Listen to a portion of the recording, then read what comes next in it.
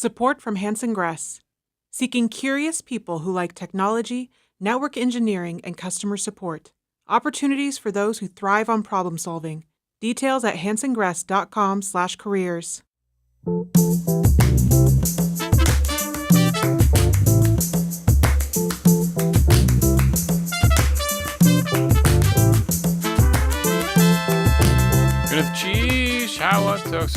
Salama, thank you, and welcome to Juneau Afternoon from community-supported KTOO. I'm your host, Boston Christopher. You can also join us via our live stream on YouTube at ktoo.org/JPMLive or on KTOO's Instagram and Facebook pages.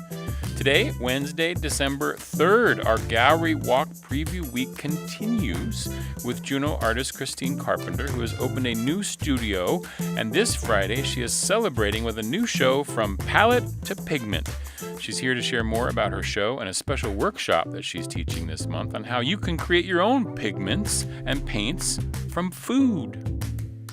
Next week, on Wednesday, December 10th, the Foundation for End-of-Life Care is hosting one of the leaders in palliative and hospice care, Dr. Ira Byock. We learn about the foundation and their work from board president Bruce Wyrock.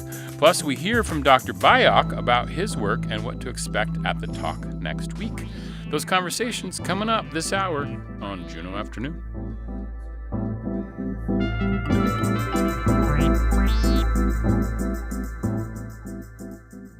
You're listening to KTOO's Llynget Word of the Week. This week's word comes from Cwsdach Bill Fawcett. And the word this week is tawe. Tawe. That means mountain sheep. And here's a sentence. I want a mountain sheep. Let's hear it again. Tawe. Mountain sheep. Gunas Chish Tuchune Lance Twitchell, Goldbelt Heritage Foundation, and the University of Alaska Southeast for this audio. Cwsdach Bill Fawcett was Llukach Adi and the child of a southern Shoshone man who passed away before Bill was born. His mother later married Sihua Bill Fawcett, who helped raise Bill. He lived on Occoquan Ani and enjoyed working with advanced language learners, helping them answer difficult questions about the language. And tune in next week for another Llynget Word of the Week from KTOO. Support for Juneau Afternoon comes from Alaska Airlines Club 49. Membership information available at club49hub.com.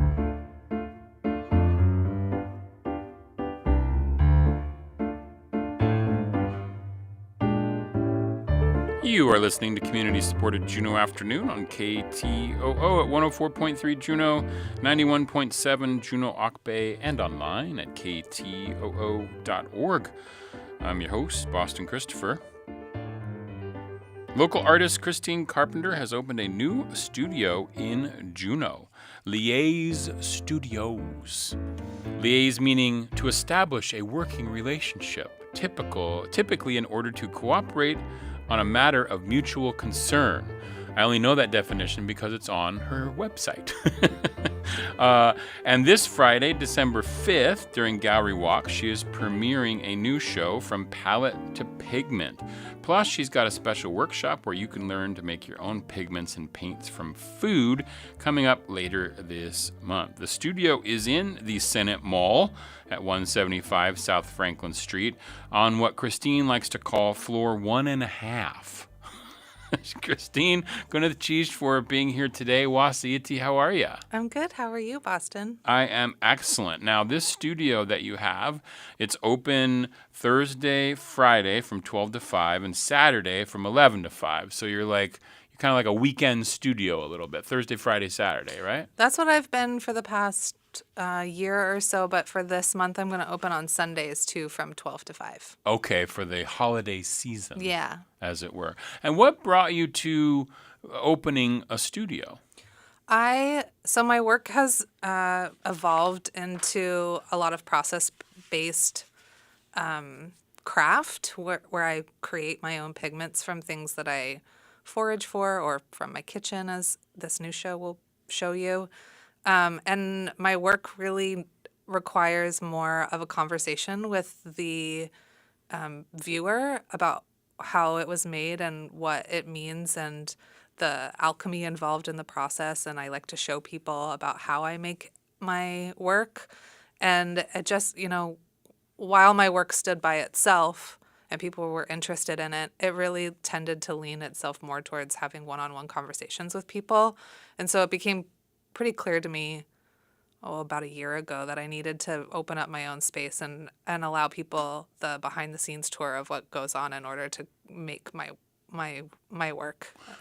So often artists will have a studio in some basement somewhere, or some side door to some building that they rent you a room or whatnot. But this is a studio where the public can come and interact with you and have conversation. Yeah. So there's two parts to the studio. There's the public facing portion of the studio that has artwork for sale. It's set up more like a traditional studio where there's artwork on the wall, and also I sell things that you can buy to make your own works of art too. Okay. So paintbrushes and art supplies and paper, and there's some pigment supplies there too. And then the back half of the studio, which I call more the private studio, though if anybody asks, I will be happy to show them the mess that is back there. But the back half of the studio is where I make all of my pigments, and I work, and I and I paint, and it's storage too. And But you will unveil the curtain, as it were, if you ask, yes, I will be happy to show you the mess that is back there. Okay. Know that it is my working studio, so it is messy. Well, it's supposed to be, right? Because you Yeah. got to make art from chaos, yeah? Yeah. Yeah. So you tell me about how this work of basically turning things from your kitchen into artwork, which you're going to showcase in this new show that's opening on Friday. Tell me about that process. What is that process? Well, I will be happy to show you. I'm doing a workshop this month, so if you're really interested, you should sign up, which you can find that on my website.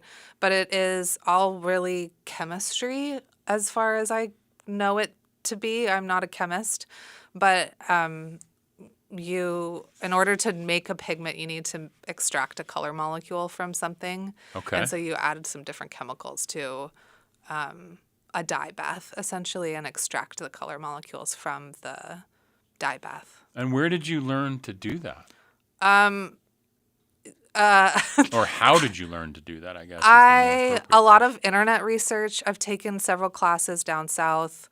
I've signed up for, there's a pigment, a pretty well-known natural pigment and dye group that's based out of the UK. And so I've joined a couple of working groups over there, and a lot of trial and error. That's what I was going to say. Probably a lot of mistake and Yeah. Oh, this worked, that didn't work. Hopefully you haven't lit anything on fire or nothing. No, but one time I accidentally left the burner on overnight. That was a mistake. Oops.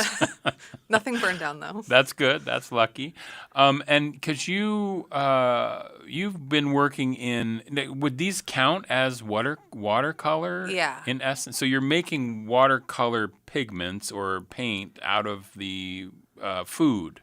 Yeah, so pigment is a non-water soluble powder, essentially, that you can then use to make all different kinds of paints or pastels. You mix pigment to whatever it's called binder, which is essentially a glue that then will adhere to your paper or to whatever medium it is that you're painting or drawing on. So Okay. you can use pigment to make anything. If you're a oil artist, you can make your own oil paints from pigments as well. I just prefer to work in watercolor, and so my paints that you will see in my studio mostly are watercolor. Okay. And so what are we going to be seeing in this show on Friday, from palette to pigment? I have painted, I think, 9 paintings of different vegetables and food things. I guess there's also a fruit in there. Avocado makes a really beautiful mauve color, like a rosy color. You take the avocado pits and skins, and you can make a mauve color. And beets make what you would think that they would. Cabbage turns blue to purple, which is really beautiful. And then lemon, black beans. You can make a really beautiful, like the color that like black beans kind of, I mean, I think of everybody's kind of made maybe black bean soup before, and that like blue color that comes out and black beans and then you can add color modifiers to your pigments that will shift the color that based off of the pH value to different colors. So you can get like up to 5 or 6 different colors from one pigment. Oh, wow. Yeah.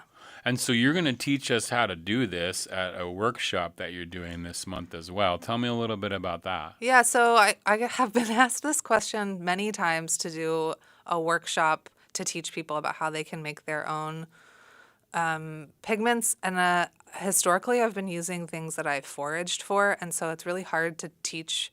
I just have such a limited quantity of the things that I forage for that it's hard to really teach a workshop for it. But food feels like a really excellent way to teach people because it's really just food scraps. Everyone has avocado pits lying around, and I think we all in Juneau throw more avocados away and have a ton of pits left over than we actually eat avocados. So I wanted to teach what I've learned from a variety of different places down south, and teach people about the art of how to make your own pigments from things like in your kitchen, like avocados. I think we'll do avocados, cabbage, and red onion skins will turn green. Okay. And you're doing 2 of these. One of them's already full, but you still Yeah. have some spaces for Sunday, December 14th? That's correct. Yeah, and it's an afternoon workshop. It's about 3 hours long. You'll get to take your own paint and pigments home. We'll go through the whole process together, and then at the end of it, you can take it home and you can paint with it. That's really cool. You can go and find out more about that class at Christine's website, liaisestudio.com. That's spelled Liaise, liaisestudio.com. You can also hit up the show, this gallery walk, Friday, December 5th. And her studio is in the Senate Mall on floor 1.5. Now, I am a fan of a movie called Being John Malkovich, which has the 7.5th floor. Is that where the inspiration for this came from, or is it really a 1.5 floor? Or how did you come to this? Well, I didn't come up with it. Travis at Alaska Litho called it that at one point. I was like, oh, yeah, that is kind of what it is. So it's if you have been in the Senate Mall, there's this stairs right ahead of you as you walk in, and you go up half of the flight of stairs, and you go straight ahead. And there's a couple little stairs over there, too. But it's in between the 2 floors. You wouldn't, continue on the stairway to go all the way up to Slan Cedar or to the Quilt Shop or to Wolf Song Wellness. You would just keep going straight. And so I feel like that's an easier way to describe it than on the second floor, which then people get confused about. Because then it's like, that's not really the second floor. Yeah. Because the places upstairs call that the second floor? Yeah. I see. Well, I think Travis at AK Litho must be a fan of Being John Malkovich then. Maybe. Yeah. You've never seen I've Being never John? seen it, no. You have to watch it. Now that you have a studio, in essence, named after or named in spirit of, maybe. We'd have to confirm this with Travis. I'll ask him. Yeah, that would be pretty funny. But the show will be opening this Friday. You're going to show this new work, and then you'll have it up for the month at least. Yeah. But you also have other things available in your studio. And you can also see I'm showing on the stream, I'm showing the poster for your show. You can see a couple of the pigments that she uses. But you can also see more of Christine's work on her website, liaisestudio.com. And do you also have an Instagram? I do. It's also Liaise Studio. Liaise Studio. Yeah. How did you come up with Liaise Studio? It was a collaboration with a friend of mine, but she mentioned that a lot of my work isn't really solo work. I think a lot of artists and designers think of themselves as working in isolation, and it's really important to me, and it's really important to my craft to be in collaboration with other people. And so we found this word, and I mean, it's not like a new word I invented. It's just the verb of liaison, which I think most people are familiar with. And I think of my craft as being in collaboration with my community and with nature, as well as with my creative practice. Well, it seems to fit really well because you have this idea and a part of creating the studio, which is to have conversation. Right. And as the definition that we start out with, typically in order to cooperate on a matter of mutual concern, and that is understanding pigments and paints made from food and other things, and sharing in that conversation of why that is and where you came to be when doing that. Yep. Have you Boston. always been working in that way in terms of making your own pigments and stuff? No, this is a thing that came about maybe 2.5, 3 years ago. I went onto a trip to Kodiak, and there was a woman who had a studio there that I toured her, just on a whim, toured her studio, and she was making everything from things that she found, and she had on the wall, my favorite color is orange, and on the wall was some yarn that she had dyed, and it was this really beautiful orange color, and I asked her how she made that, and she said, I used lichen, like what we would call old man's beard, to dye this wool, and it turns this orange color, and it was just a jumping off point that I haven't gotten off this ride yet, so we'll see how long it lasts. Well, as long as it lasts, we're happy to be the beneficiaries of it. Thanks. Thank you. Christine Carpenter, liastudio.com, as well as Gallery Walk opening down at the Senate Mall, 175 South Franklin Street, floor 1.5. Going to teach for being here. Thanks, Boston. This is Juneau Afternoon on KTOO. Join the KTOO newsroom on Thursday, December 4th at 8 a.m. for Coffee with KTOO. Meet our new managing editor, Lisa Fu, and share your thoughts and ideas with our reporters as we start the day with coffee, tea, and other treats. Stop by as we reflect on this past year's coverage and look ahead to 2026. That's Thursday, December 4th, starting at 8 a.m. in the KTOO studio.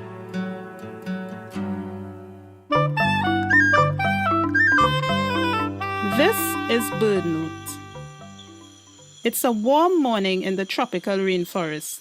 You grab your binoculars and scan the thick canopy.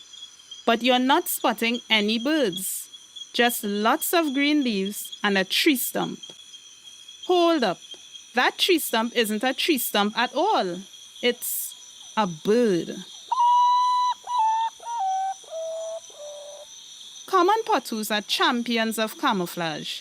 In the daytime, these nocturnal creatures perched perfectly still on branches, heads pointed upward, bodies outstretched, and eyes closed down to tiny slits. With their cryptic coloration of brown, splashes of gray, and black spots, it's hard to tell where the branch ends and the bird's body begins. It's a wondrous adaptation to avoid predators. They're birds more often heard than seen, with a melodious but mournful song made at dawn, dusk, and by the light of the moon. The song earned potus the name Pour Me One in Trinidad and Tobago. At dusk, common potus awaken and take flight. They use their large yellow-orange eyes, long wings, and wide mouth to sally from a perch and gulp down flying insects. At the end of the night shift, potus return to their branches to hide in plain sight for another day. For BirdNote, I'm Joanne Ryan. Support for Juneau Afternoon comes from Heritage Coffee Roasting Company, providing Juneau with locally roasted coffee for over 40 years, with cafes and drive-through locations throughout Juneau. More at heritagecoffee.com.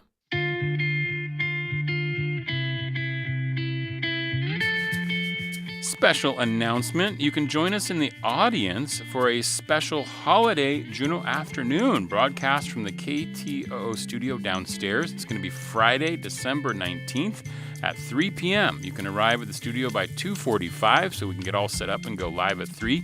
Join us for music, performances, and more. Mark your calendars. No reservation required. Just bring your holiday cheer and join KTOO and Juneau Afternoon in celebrating the arts and culture of the capital city.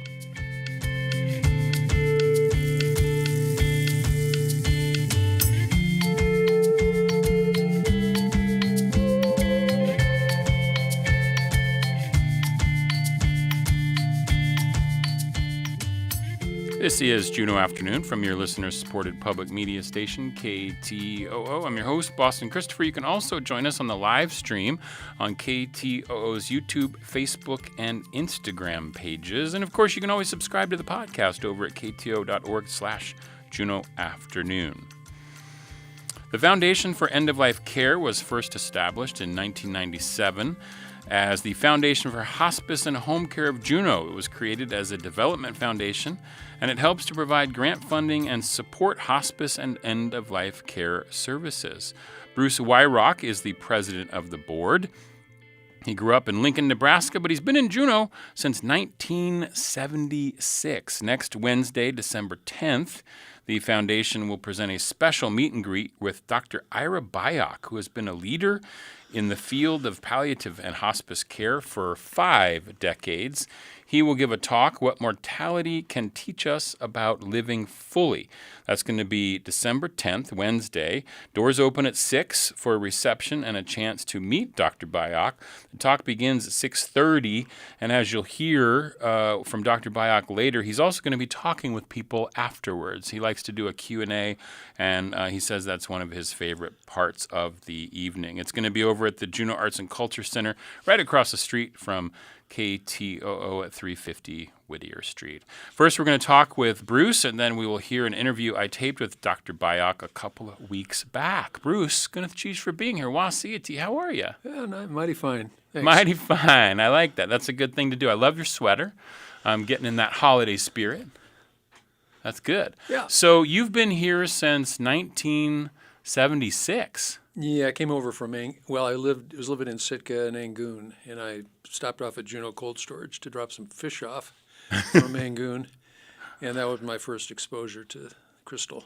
So I love it. And what brought you to Alaska in the first place from Nebraska? Well, coming from Nebraska, you can understand my fascination for trees, and I had been working on the railroad after high school for a couple of years in skydiving, and so I was going to be a smoke jumper. Oh, wow. And the only places that really offered a quick and dirty course in forestry were in Idaho or at Sheldon Jackson College in Sitka. So I went to school at Sheldon Jackson in 1974 when it was a school. And I landed and I lost interest in the woods and fell in love with the ocean and helped build the first private nonprofit salmon hatchery over there. And there we are today. Wow, that's so amazing. And how did you get involved with the Foundation for End-of-Life Care? When did you get on the board for that? I wasn't present at a meeting and got nominated, like most people on boards. No, Vance Sanders was on the board. The Foundation for End-of-Life Care was set up because Mrs. Kerrigan, whose husband started the phone company in Juneau, had money, and at her end of life, she willed it to an entity to start hospice. And at that time, hospice was under the rubric of the Catholic Community Services, and it just recently moved to Bartlett Regional Hospital. And through the support by the Assembly, Bartlett was urged to maintain and keep hospice, and we're very grateful for the Assembly's direction on that. And we're very grateful that Bartlett is running it. And so anyway, Van Sanders was the lawyer member on the board, and he decided to leave and nominated me. I was lawyering, and so I just came on not really knowing what the foundation was, and glad to be part of it. And it's been a very interesting thing for me. My interest really is there's very few things in life that are 100% guaranteed. What do we really know about life that's 100%? Well, we all know with 100% certainty that we're all going to die. We all know, for example, with 100% certainty, if a pregnant woman doesn't drink, her child will not have fetal alcohol spectrum disorder. We all know that if you get colonoscopies regularly, you will not get colon cancer. There's very few certainties in life. Taxes is one.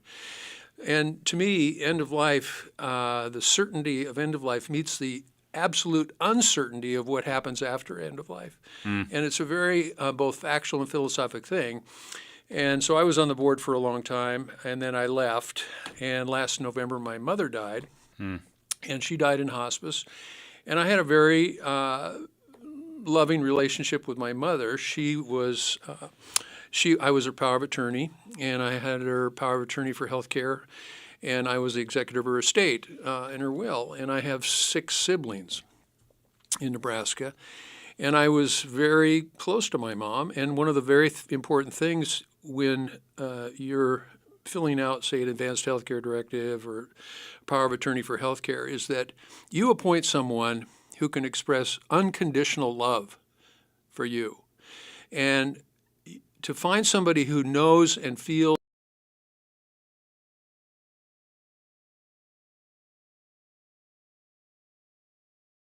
important and difficult, and understand as we approach end of life, and as we care for people who are at end of life. And one of the important things about advanced healthcare directives that we discuss in our book, which is Fee to the Public, and we will be handing those out at Dr. Byock's event, is that we designate how we want to be treated at end of life and who it is that we designate as our agent to care for us and make decisions for us when we can't.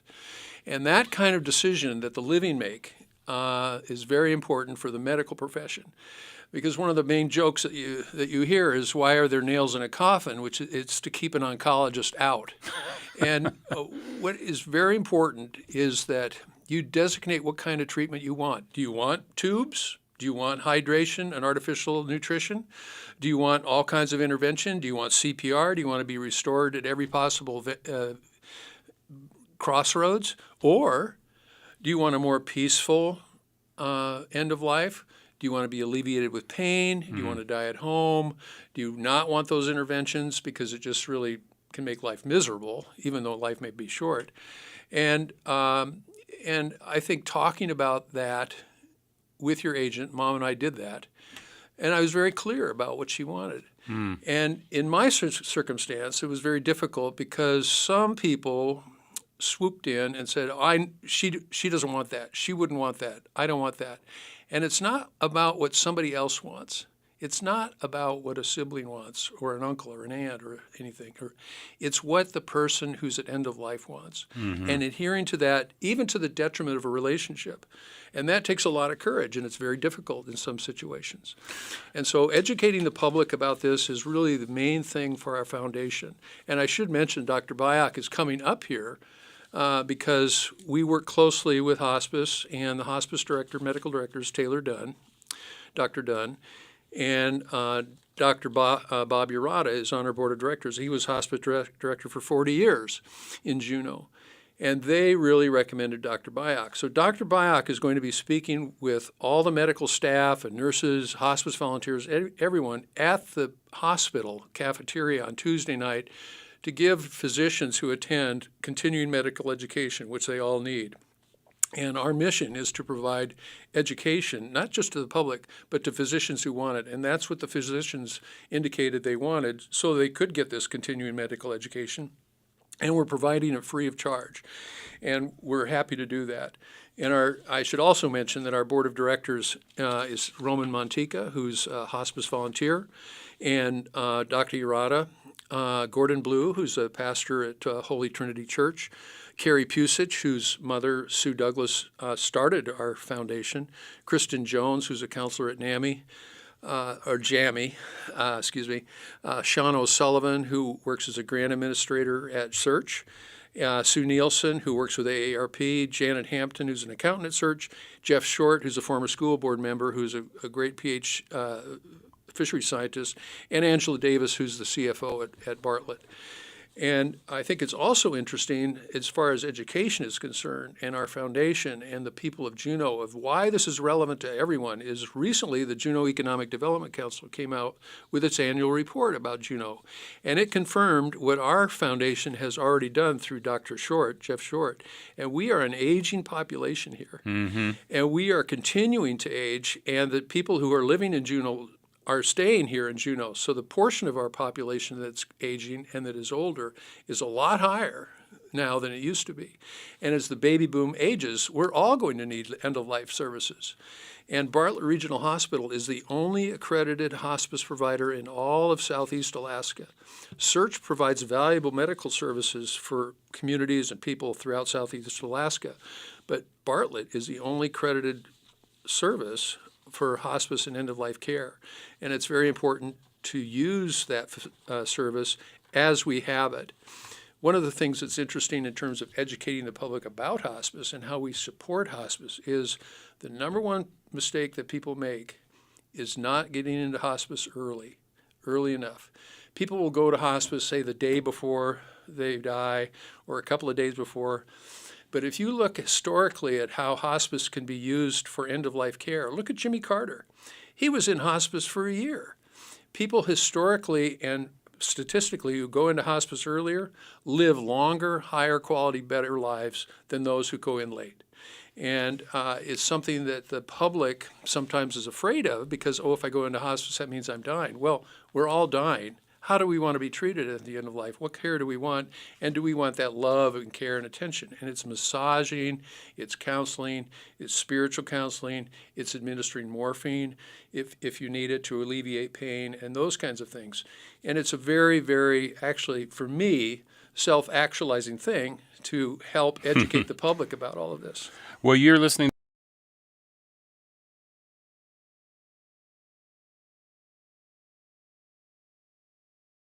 Find out more about the founder if you need to figure this out. And like Bruce says, we're an aging population, and they have some resources and other things available to you. You can go to foundationforendoflifecare.org, and you can find out more about the information. Now, before we play this interview with Dr. Byock, Bruce, can you tell us a little bit about, you told us a little bit about how you got him, but he is a leader in palliative, and he's going to explain what the difference between palliative and hospice here in just a second in the interview. But how did you go about reaching out to him, and tell us a little bit more about him before we go into this interview? Well, the first suggestion of Dr. Byock came from Dr. Bob Urata, the hospice director in Juneau, former hospice director. And he wanted Byock to come up here, and Hal Geiger, a former member of the board, Dr. Hal Geiger, who helped write our book, which is free, suggested Byock many years ago, and it just didn't happen. Then I talked to Taylor Dunn, and I read Dr. Byock's book, and I talked to Dr. Dunn about it, and I was going to poll the medical staff about who they would like to hear about these topics of end-of-life care. And Dr. Dunn said, forget it, we don't need to poll anybody. We want to bring Byock up here. So Bob Urata spent his own money to go back to Harvard to listen to Byock speak. Other people who have been involved in hospice and as volunteers have traveled to hear him speak, and he's traveled widely around the country to speak about hospice, home care, and palliative care. And so I wrote him through his wife, Yvonne Corbiel, and they live in Montana. And then I called her, and we talked, and his schedule was available. And unfortunately, it's a dark, cold time of year, and he's not up here to fish. But he's up here to educate physicians and the public. And he's eager to come. He hasn't been here before. And so thanks to Dr. Taylor and Dr. Taylor Dunn and Dr. Bob Urata, that's why we have Dr. Byock here. Excellent. Well, he is going to be speaking next Wednesday night, December 10th at 6 p.m. The door is open for a reception and to meet the author. He's going to be giving a talk, What Morality Can Teach Us About Living Fully. He's going to explain what that talk will entail in the interview that we're going to play here. This is going to be happening at the Juneau Arts and Culture Center just across the street here from KTOO, again, next Wednesday. And you can learn more about Dr. Byock by going to his website, Ira Byock, B-Y-O-C-K, Ira Byock.org, and you can also find out more about the foundation at foundationforendoflifecare.org. That's a local Juneau organization working with hospice and palliative care and helping to get the word out about it. And obviously, you can pick up one of these books next week at the talk. And Hearthside is selling Dr. Byock's books on hospice and home care of Juneau. We'll have a table at the Jack event, and we will be handing these out to anybody who comes for free. Excellent. Yeah, and he's written 4 books. He's going to talk a little bit in this interview about one of the ones that I really love, which is The 4 Things That Matter Most. So let's take a listen. I had a chance to talk with Dr. Byock a couple of weeks ago, and here's that interview with Dr. Byock here on Juneau Afternoon. Thanks for coming in, Bruce. Really appreciate it. Anytime. Igudi, thank you so much for joining us. How are you today, Ira? I'm very well. It's really a pleasure to be with you. Thanks for doing this. Let's start first with setting the groundwork here. What is a palliative care physician? So palliative care is a subspecialty in American medicine. Became a formal subspecialty in 2006.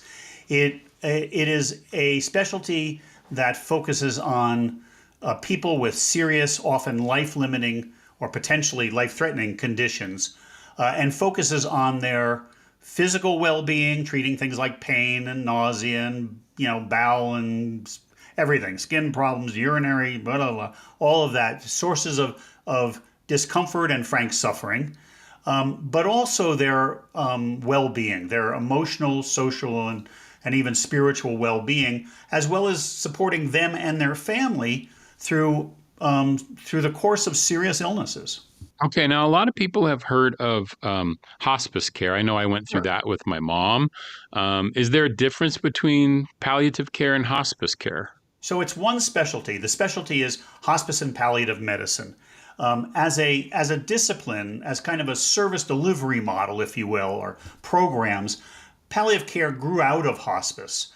But hospice was certainly the nidus of it in the Western world, and it started in the United Kingdom in the 1960s. They developed hospice programs for seriously ill and dying Britons. It was exported to Canada and the United States, and this model flourished because, as good as American medicine is at treating disease, we're not so good at treating the personal experiences of illness and caregiving and dying and grieving. I was involved since mid-1978, to tell you the truth, during my medical training, got involved in fledgling hospice program in the Central Valley of California, but stayed involved in helping to develop hospice as a service delivery model, if you will, hospice programs in the United States.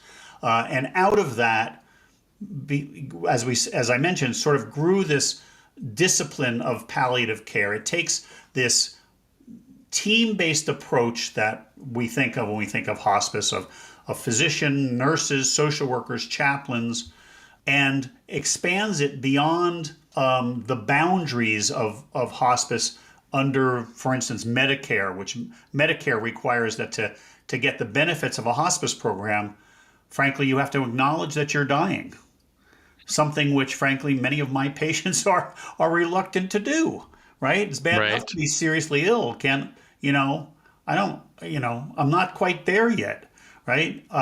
And doesn't require, under Medicare, for instance, in a trade-off for getting this quite remarkable and generous package of benefits for your comfort and quality of life, people basically need to forego further disease treatments, cancer or your heart failure or liver disease. And at some point that trade-off becomes well worth it, because at some point it's very common that disease-focused treatments, surgery, transplants, whatever, cancer chemotherapy, is an approach with diminishing returns. And that people feel better and frankly even live longer when they stop trying to fight their disease and just try to live as well as possible for as long as they can live in a way that is worthwhile to them and their family. You got involved in this in your training as in the medical profession. What drew you specifically to this particular field? Well, I started because I saw people suffering needlessly. Suffering of pain that we could treat if we spent the time to figure out the details of what was causing their particular pain. Not assuming, well, it's cancer pain or, it's something else. And just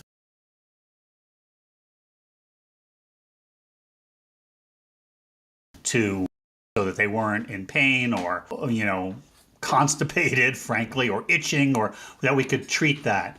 What kept me involved, what really sucked me in as a professional and changed my career, was that every once in a while, in sitting with and caring for somebody who was incurably ill and knew it, by treating their pain and the bowels and all the rest, I would find that there was a sense of well-being. I was surprised in a sense and did not anticipate, but I couldn't deny. right? I often tell a story about a guy I remember clearly. I call him Mr. Rodriguez because I can't remember actually what his name was, but I came to see him one morning on rounds. He had a liver full of colon cancer and was dying, and he knew he was dying because I'd talked to him myself a day or two before. But he was comfortable, and I crouched down to be at eye level, and I said, Mr. Rodriguez, how are you doing this morning? And he looked me right in the face, Boston, and he said, I'm well, doctor, how are you? I'm well, doctor. It became clear that it wasn't the morphine or, he wasn't euphoric. He was choosing his words correctly, but he felt well within himself. He was sad, but not suffering in that regard. That changed my career. That a few interactions like that made me realize that there was something about the human condition that didn't foreclose us being well, right within ourselves, right with others, right with the world, right with our maker, even in the last weeks, days, hours of life. I know you've had a wide range of careers inside this field because you've led care programs, you've been a professor at Dartmouth, you've written 3 or 4 books on this subject, and I know that your research has been invaluable in leading the way in this field. And I'm just curious, from the 70s to now, what are some of the major changes you've seen develop over those 5 decades? Things are dramatically different. I mean, now there are 6,000 or more hospice programs across the United States. Palliative care exists in every large hospital and health system. There's a lot where it doesn't exist and should, but it's become commonplace. At its best, hospice and palliative care are frankly miraculous in their ability to care for people and not only alleviate suffering, but preserve and foster well-being for people. That's the good news. It's dramatic. I mean, I often say that hospice and palliative care are probably the most important advance in American healthcare in the 20th century that few people know about. Because we don't involve PET scanners or MRIs or genomics, but as a service delivery innovation, it's absolutely brilliant and reliable. It works. The bad news is that American medicine is dysfunctional, to say the least, and there's a lot of frank greed and profit taking in American medicine that have hollowed out a lot of the best innovations and the most powerful, remarkable science in the process of getting it to people. We constrain them because of excessive costs and charges and profit taking by the corporate owners and on. Insurance dysfunction, I could keep going. And that's the challenge. Where I still have most hope, and I think my field, has succeeded, even though it's kind of turned a bit away in recent years from this, is to foster kind of cultural change in how we, in general, approach illness and caregiving and dying and grieving. Many more of us realize that these are not just medical problems. They involve medical problems, of course, but they are far more broadly and profoundly parts of human life, parts of our personal lives, our families' lives, and our communities' lives. That's a great segue because I'd love for you to talk a little bit. You have a book called The 4 Things That Matter Most, and it was recently used as the basis for a touching moment in the TV show The Pit. Will you share your experience with that show and how that moment came about? So The 4 Things is a book. The 4 Things That Matter Most is a book, but the 4 things are really 4 statements that I have found for years in caring for seriously ill and dying people have real practical wisdom. So they are: please forgive me, I forgive you, thank you, and I love you. Pretty simple. And it stems from the fact that if you ask somebody being wheeled into transplant surgery or facing cancer chemotherapy for the third or fourth time, what really matters to you most now? I promise the answer will always entail the names of people they love. It doesn't matter what language you're having this conversation in, what the color of their skin is, what their religion is, where you are geographically, their socioeconomics. This one is a constant that runs through the human condition. And the fact is that human beings tend to, how can I say this? We tend to be imperfect. And our relationships are often imperfect. And that's just normal and it's fine. But when somebody is seriously ill, it's important that they have at least considered the opportunity of saying things that would be left unsaid between them and people they love, or frankly once loved, a previous spouse or a brother you haven't, have separated from and haven't had a good conversation with in years. When one or the other of you is facing, mortality, there's often value in saying, please forgive me. I forgive you, because who among us have had perfect relationships? Thank you, and I love you. So I've been teaching this for years, Boston. I was practicing emergency medicine in Missoula, Montana, where I now again live. I got a call from an ambulance coming to us about a guy with severe back pain, belly pain, and a low blood pressure, which is, to an ER doc, one of the things that comes up is he's got an abdominal aortic aneurysm that's leaking. And I actually called the OR, told him to get ready. We got a guy coming in. I'm going to make his ER visit as short as I can, stabilize him and get him upstairs if he can take him to surgery as soon as possible. And he got to the ER and I talked to him and immediately he said, yeah, I know. My internist and I know this thing's been there, and we've decided, because of everything else going on in my health and all that I wouldn't likely survive an operation and I'm not going to have it fixed. And so, I know. And so I called called the OR off, sat down, got him meds that make him comfortable and gave him a bunch of fluids. And I won't go into the technicalities of treating somebody in this circumstance, but I stabilized his blood pressure temporarily and made him comfortable. And then we talked about the fact that he was likely in the last hours of life. And his family came in, his wife and daughters came in, adult daughters, and I gently explained to them what's going on with his medical condition.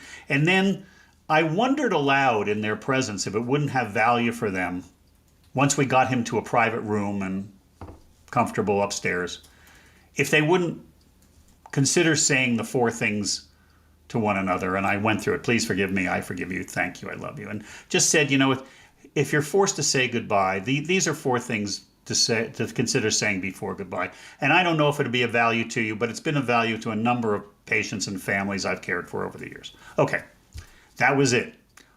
Got him upstairs. 6 hours or more later, before I left the emergency department, one of the daughters stopped back by the emergency department and very emotionally said, Dad died. He died peacefully. And Dr. Byock, I can't thank you enough for offering that suggestion to us, because we did spend a fair amount of time using those 4 things as a way of just visiting during these last hours. And I think it was such a profound experience for us. So to answer your question finally, I was asked by the writer's room of the Pit to kind of consult with them as they were working on this new show. Had to do with emergency medicine. They were pretty tight-lipped about what it was. I didn't know who the star was. I pitched them this idea. I said, this is a real case. I don't know, but it's worth running it by you guys. And it turns out Noah Wiley, who's the star and the chief writer, was in the room and loved the idea, and later wrote that into chapter 4 of The Pit. So you're coming to Juneau to give a talk for the Foundation for the End of Life Care, which is an organization here in Juneau. It's on December 10th. It's titled, What Mortality Can Teach Us About Living Fully.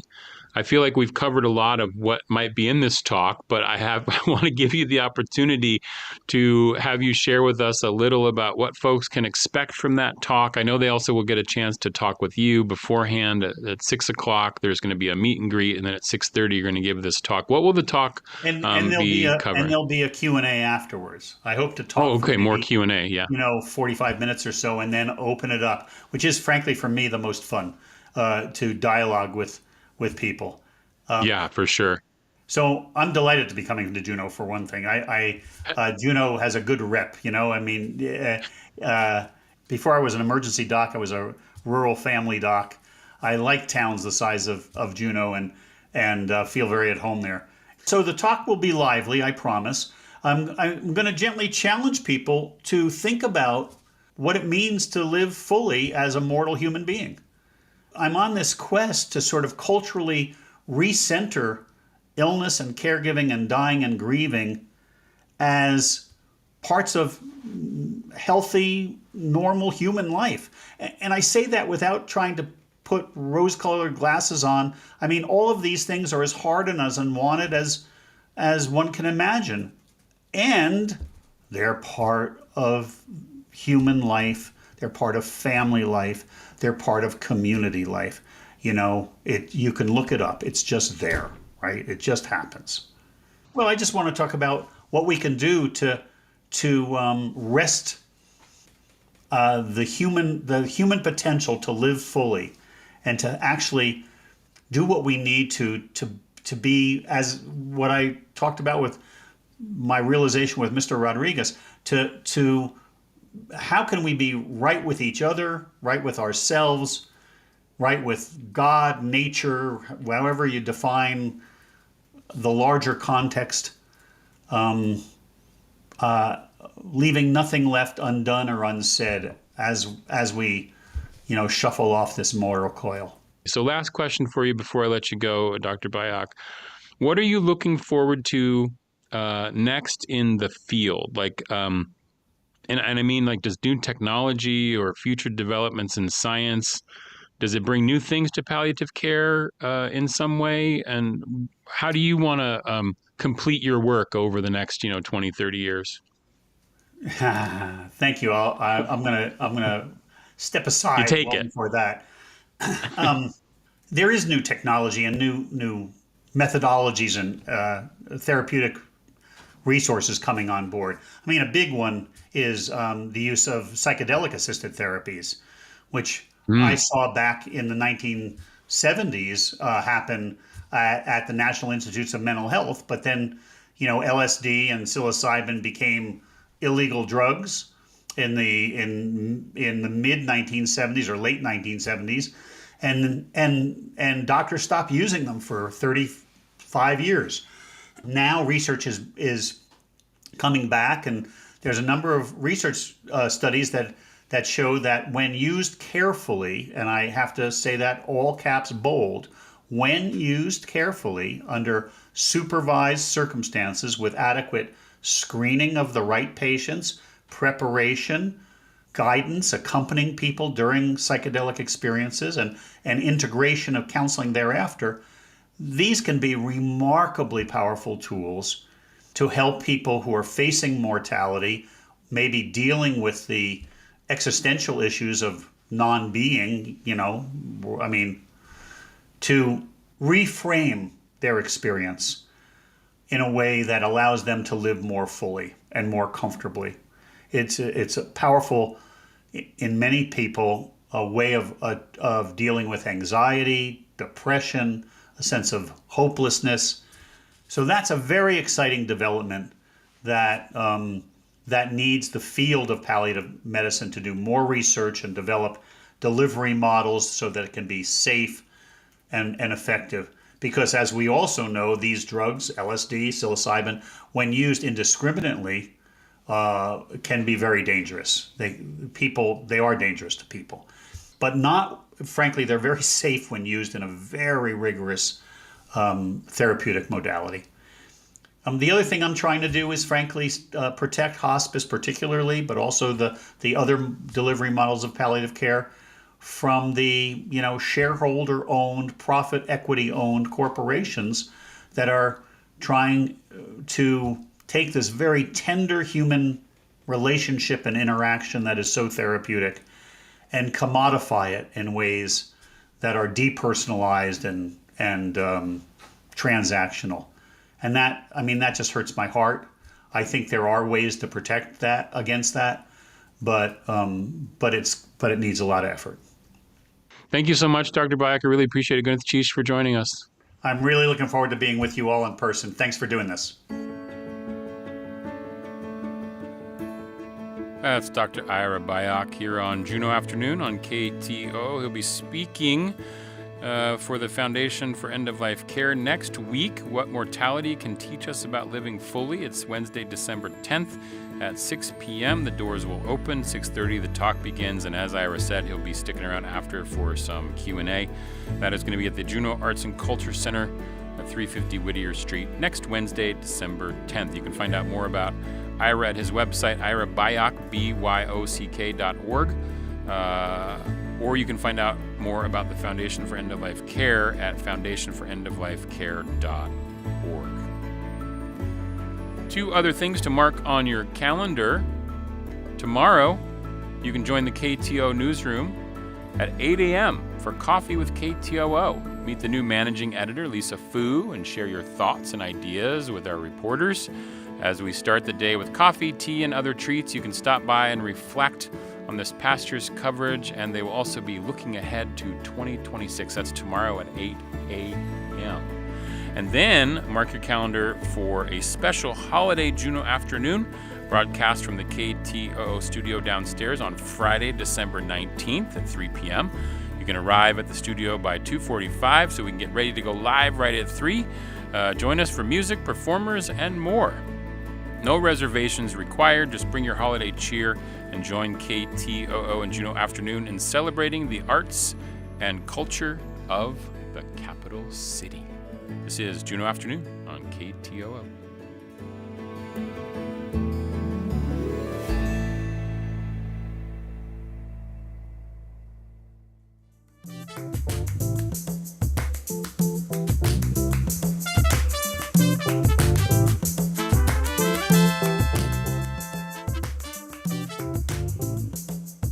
That will wrap it up for today's Juneau Afternoon. On tomorrow's show, UAS previews their Winter Fire Showcase.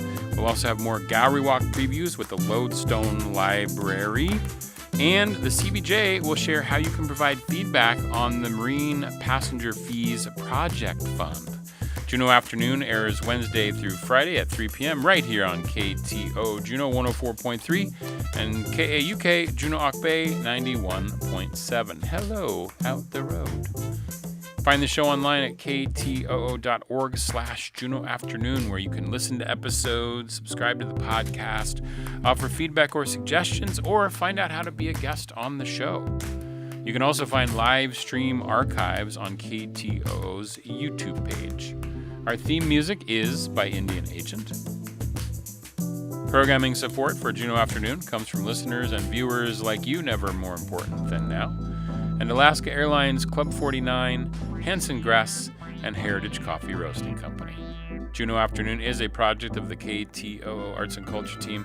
I'm Boston Christopher, producer and host of the program, with help today from Aaron Tripp. Gwyneth Cheesh.